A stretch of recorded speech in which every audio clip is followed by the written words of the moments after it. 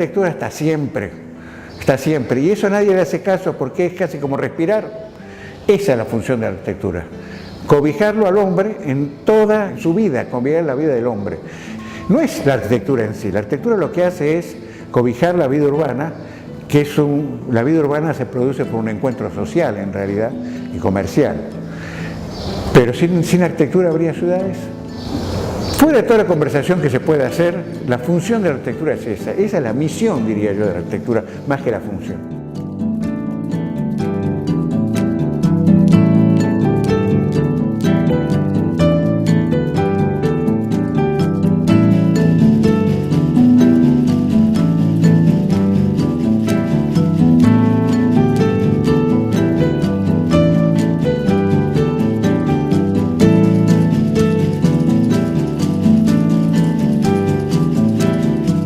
Famoso autor, el único conocido de la época del Imperio Romano, que escribió algo, que se llamó Vitruvio. Y ese señor dijo que la arquitectura tenía que responder a la belleza, a la utilidad y a la solidez. La arquitectura no es como la pintura, es un arte útil, no es solo arte, es algo que tiene que dar respuesta a una necesidad ambiental del hombre para vivir.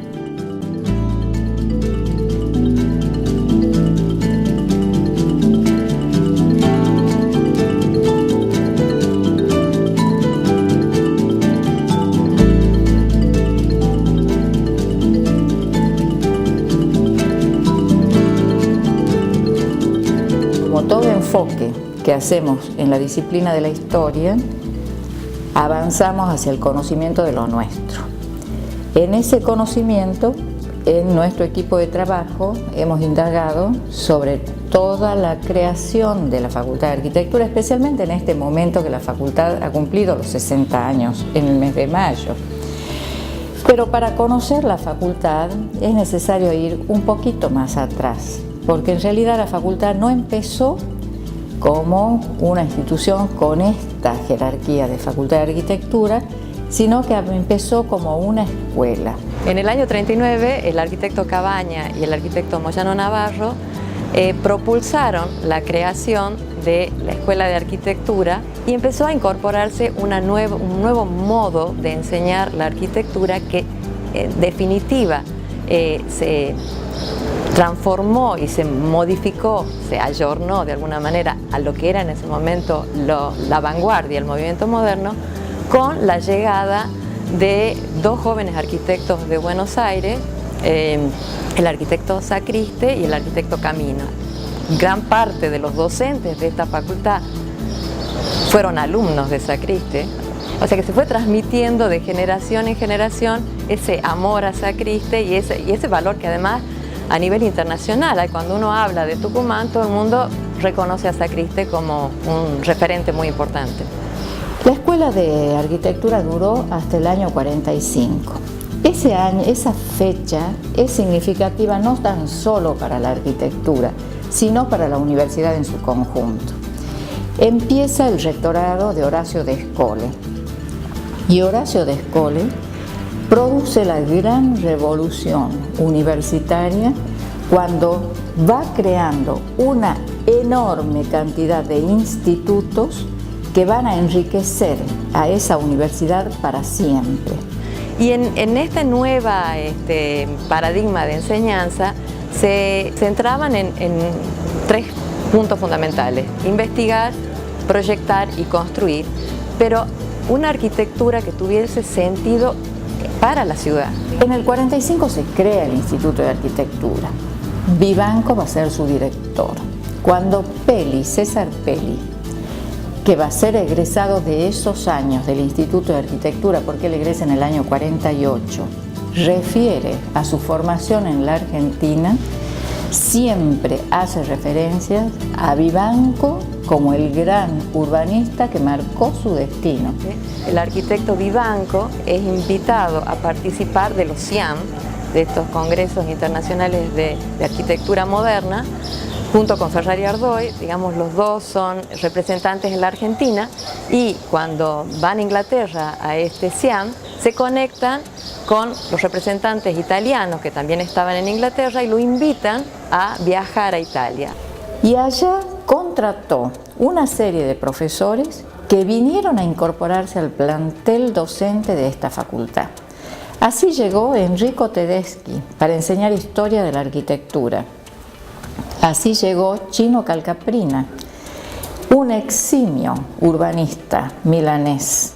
Dentro del Instituto de Arquitectura, digamos, y en esa transferencia, extensión, se destacan obras muy importantes que salieron de los docentes y arquitectos del instituto, entre los cuales se destaca sin duda el megaproyecto de la ciudad universitaria. ¿Por qué se hizo en San Javier? Porque en la visión utópica de quienes pensaron la ciudad universitaria, esa Universidad Nacional de Tucumán era de carácter regional. Y entonces Vivanco dijo, no debe estar anclada a ninguna ciudad, debe estar en la región, porque abastece a todas.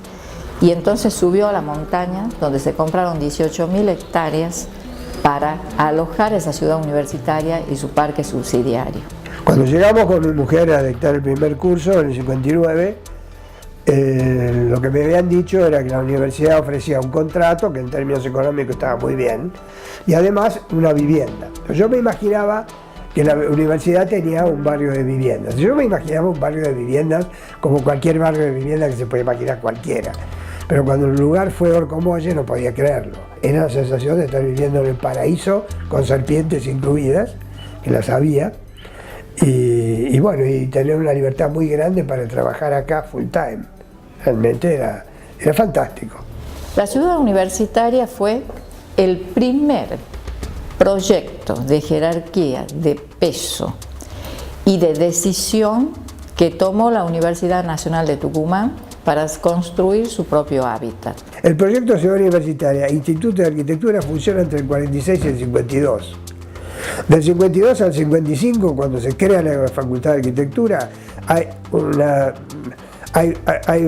diría, involución desde el punto de vista de la enseñanza por los profesores que se han ido. Y bueno, la facultad ahí se reestructura. Porque claro, primero la facultad fue fundada y subió al cerro, a donde hoy en día tiene todavía la universidad UNAR. Y ahí había unos closets, como una especie de depósito, a donde funcionaba la facultad. De ahí bajó, tuvo un año en la legislatura, lo que es ahora la legislatura La Vieja, no en el edificio moderno, sino La Vieja. Estuvo un año ahí, a donde yo entré, ese fue el año que yo entré en la facultad, y de ahí partió al parque. En el parque estuvo, no sé, hasta el año 71. En el año 71 nos vinimos acá. Desde que se instaló acá, por supuesto, se expandió, empezó a abrir, se empezaron a aparecer los laboratorios, se pudo trabajar con mucho más comodidad y con superficie y espacios para poder desarrollar.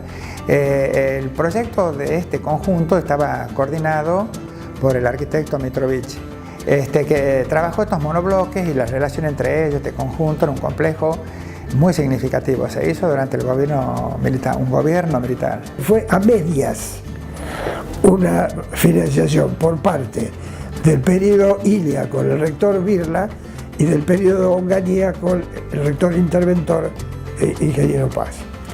Y eso fue lo que permitió el presupuesto para construir todo esto en tiempo récord. Y ahí la figura fundamental fue el secretario de Construcciones Universitarias, que fue el ingeniero Padilla, que fue el gran director de la construcción. Pero quiero decir, el ingeniero Padilla fue una de las personas que movilizó mucho la Facultad de Arquitectura. Él llevó adelante con mucho énfasis, era una persona muy apasionada, trabajaba fuertemente, se empezaron a hacer investigaciones. Estos hombres tuvieron ese gran valor.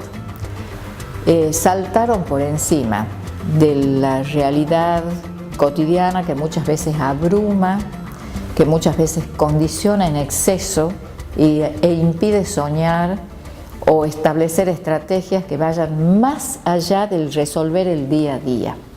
Tuvieron esa gran capacidad, saltaron por encima del día a día y trataron de resolver los grandes problemas que teníamos en ese momento. Quiero decir que la facultad ha evolucionado muchísimo y ahora se investiga plenamente.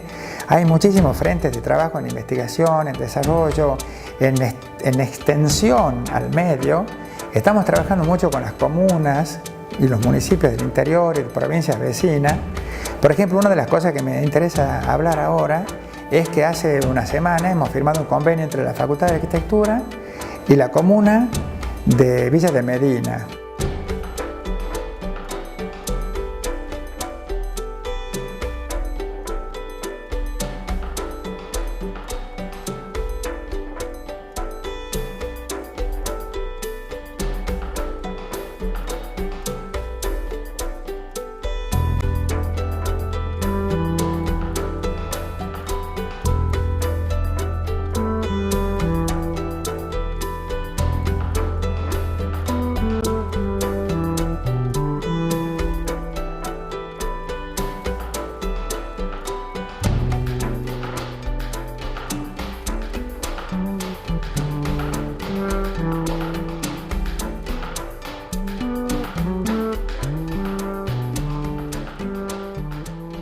El rol fundamental creemos que es que el arquitecto asuma la importancia de su rol en la ciudad, digamos, de una ciudad que se ha construido históricamente. Cómo él intervenga en la ciudad tiene relevancia para la comunidad. Entonces el sentido de enseñar los valores de la ciudad histórica, cuáles son los valores de la arquitectura, cómo se fue conformando la identidad de la ciudad en la que se vive y en la que se va a intervenir, es muy importante desde el principio de la carrera, que el alumno empiece a tomar conciencia de ese lugar y de esa responsabilidad social que tiene. El otro elemento importante para la conservación es la formación. Es decir, hay que formar. La conservación es una actividad especializada. Y esto es una de las cosas que este curso de Tucumán está haciendo, porque a fin de cuentas el estudio de la historia, de la arquitectura y el urbanismo es la base fundamental para la toma de criterios, para el juicio que pueda tener un arquitecto, un historiador, un arqueólogo, cualquier persona que se dedique a esto a la hora de instrumentar las decisiones que sean convenientes en cada caso. Es decir, la formación de los especialistas. Léase, arqueólogos, arquitectos, historiadores, químicos, físicos, sociólogos, psicólogos, comunicadores, porque es muy amplio el espectro de los distintos individuos que tributan a la conservación de un centro histórico, es imprescindible. Nosotros estamos desarrollando lo que se llaman las áreas de vacancia, que son aquellas en donde nosotros estamos con falencias. Como los posgrados se hacen cada vez más necesarios, la profundización de todo eso, tenemos un plan nuevo que estamos ajustándolo en este momento, y la necesidad de poner en funcionamiento nuevas tecnicaturas y carreras cortas. En eso estamos trabajando. Evidentemente tenemos un universo extraordinario que se está abriendo y que por ahora no podemos ni siquiera preverlo. Solamente sabemos que lo que se viene, por lo menos para mí, es maravilloso.